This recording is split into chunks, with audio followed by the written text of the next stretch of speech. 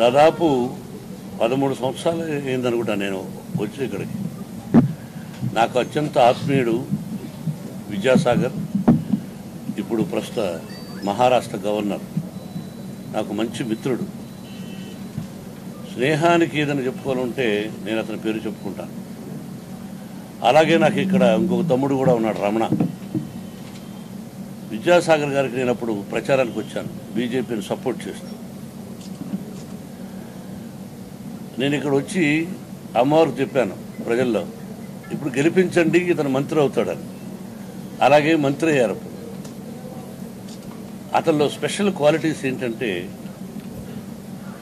గతాన్ని మర్చిపోడు, స్నేహానికి ప్రాధాన్యత ఇచ్చి విలువలు తెలిసిన వ్యక్తి విద్యాసాగర్ గారు. అతను ఈ రోజున మంచి ఉన్నతమైన మహారాష్ట్ర గవర్నర్గా ఉండడం స్నేహితుడిగా నాకు చాలా ఆనందంగా ఉంది. అలాగే వారి మేనల్లుడు వినోద్ గారితో నాకు తక్కువ పరిచయమైన, హైదరాబాద్లో ఉన్నటువంటి మన స్కూలు హైదరాబాద్లో కూడా ఉంది, నాకు తిరుపతిలోనే కాదు హైదరాబాద్లో. అక్కడికి వాళ్ళని ఫస్ట్ టైం పిలిపించడం, వారిని చూస్తే మామూలుగా మనిషిని చూస్తే ఏంటి ఇలా ఉన్నాడని అనుకుంటాం, పోజులు గీజులు లేకుండా మామూలుగా ఉన్నాడని. కానీ పాయింట్ టు పాయింట్ ఆ రోజున విద్యానికేతన్ ఎడ్యుకేషన్ ఇన్స్టిట్యూషన్స్ హైదరాబాద్లో వచ్చి యాన్యువల్ డేకి కరెక్ట్గా ఏం మాట్లాడాలి, పిల్లలకు ఏ భాష చెబితే అర్థమవుతుంది, ఆ విధంగా అర్థమయ్యేటట్టు చెప్పి మంచిగా చెప్పి పెడితే, ఓహో ఆ తర్వాత పార్లమెంట్లో ఆయన మాట్లాడిన విధానం 2-3 సార్లు చూసి, ఓహో ఇంత తెలివిపరుడా, అందుకే ప్రజలు ఇతన్ని ఎన్నుకున్నారు అని అనుకున్నాను. నాకు ఇటువంటి కుటుంబంతో సన్నిహిత సంబంధాలు ఉండడం, సాన్నిహిత్యం ఉండడం నేను చాలా గర్వంగా ఫీల్ అవుతూ, ఇదంతా భగవంతుడి ఆశీర్వాదంగా భావిస్తుంటాను. అలాగే వారి మేనల్లుడు ఆయన ఉన్నారు, శ్రీనివాస్. కాబట్టి ఇటువంటి కుటుంబంతో నాకు ఆ భగవంతుడు కల్పించిన అదృష్టంగా భావిస్తున్నాను స్నేహాన్ని. అలాగే నాకు ఇంతకుముందు తెలియదు కేసీఆర్ గారు ఇక్కడే దగ్గరలో విలేజ్ అని, ఆయనకి ఇక్కడే వివాహం జరిగిందని. కాబట్టి ఇప్పుడే వినోద్ గారు చెప్పారు, ఈవో చెప్పారు. నేను చాలా స్ట్రెయిట్ ఫార్వర్డ్ మనిషిని, నిజాన్ని నిర్భయంగా చెప్పేవాడిని.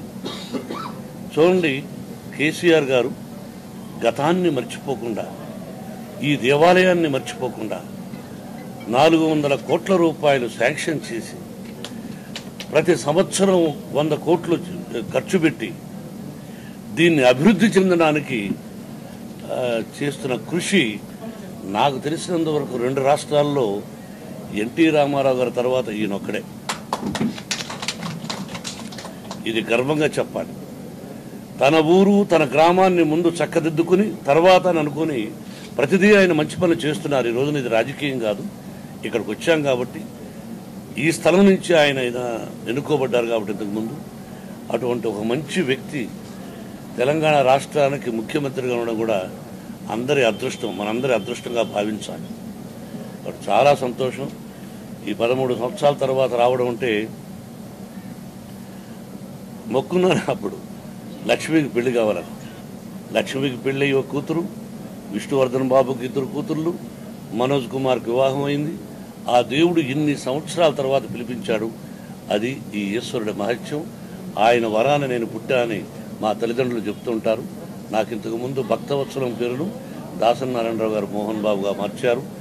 ఈ కరీంనగర్ ప్రజలకి, ఈ వేములవాడ ప్రజలకి, సోదరులకు, మీకు, మీడియాకు, ప్రతి ఒక్కరికి, ఈ టెంపుల్లో ఉన్నటువంటి ప్రతి ఒక్కరికి నా హృదయపూర్వక నమస్కారాలు.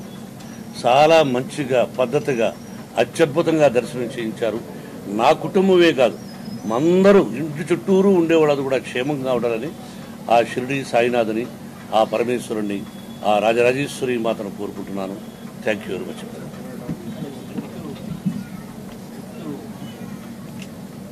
స్క్రిప్ట్ ఇంతవరకే మాట్లాడుకుందాం. నా స్క్రిప్టులు తీసుకొచ్చాను, 3 స్క్రిప్టులు, అవి పెట్టాను. అవన్నీ పిల్లలు చెప్తే బాగుంటుంది. ఏదైనా నా ప్రొఫెషన్ ఫస్ట్ ఏంటి, బ్రెడ్ అండ్ బటర్ నటుడు.